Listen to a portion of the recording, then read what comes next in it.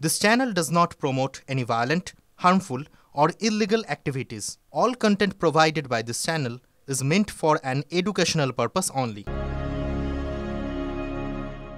অভাবের ছাপ লেপ্টে আছে ঘর জুড়ে। ফুটো চাল ঢাকতে হয় প্লাস্টিক দিয়ে, আর জোরে বৃষ্টি হলে কাজ হয় না ত্রিপলেও।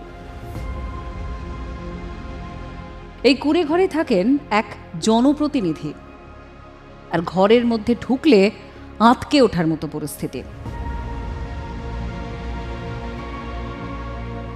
পুরুলিয়ার মানবাজারের বারোমেশ্বর রামনগর পঞ্চায়েতের সদস্যা অর্চনা বাউরি অবশ্য একেই বাড়ি বলে পরিচয় দেন। তৃণমূলের জামানায় তৃণমূলের পঞ্চায়েত সদস্যায় আবাসের ঘর পাচ্ছেন না, এখানেই উঠে আসছে রাজনৈতিক প্রতিহিংসার অভিযোগ। গত পঞ্চায়েত ভোটে বারোমেশ্বর রামনগর পঞ্চায়েতের দখল নেয় বিজেপি। 11টি আসনের মধ্যে 8টি যায় পদ্ম শিবিরের দখলে, আর তৃণমূল 3টে আসন পায়। তার একটিতেই জিতেছিলেন অর্চনা। 2 ছেলে, অসুস্থ স্বামীকে নিয়ে কোনো রকমে দিন কাটান এই পঞ্চায়েত সদস্যা।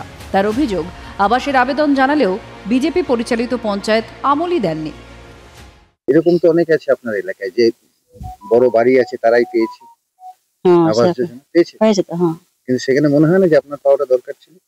দরকার আছে, কিন্তু না পালে আর কি করবেন? এখন উপর থেকে বলছি নাম আসে না, তো কি করে আপনি পাবেন? রাজনীতি বোঝেন না অর্চনার অসুস্থ স্বামী, কিন্তু আকাশে মেঘ দেখলে তিনি ভয় পান। বর্ষাকালে কোন রকমে থাকি আর কি, ভয় হইলে তো আর কোথাকে যাওয়া। একটা আবাস যোজনার ঘর তো আপনার প্রাপ্য ছিল, কিন্তু পাইনি। যিনি আবাসের জন্য সুপারিশ করেন তাঁরই ঘর নেই। সেটা কি অন্য দল বলে? বিজেপি পরিচালিত পঞ্চায়েত প্রধানের অবশ্য যুক্তি তৈরি আছে। ভিডিও অফিসে ওনারা একটু দেখুন, যে আমি যে পাঠিয়ে দিয়েছি এখান থেকে গ্রাম পঞ্চায়েতের অ্যাপ্লিকেশন গুলো, ওনারা ঠিকভাবে দেখুন যে কারা অযোগ্য কারা যোগ্য। লক্ষ্মী কি ঘর পাবে? লক্ষ্মী পুজোর দিনেও মাথায় ছাদ নেই আদিবাসী পরিবারের। পুরুলিয়া থেকে তপন হালদারের রিপোর্ট, TV9 বাংলা।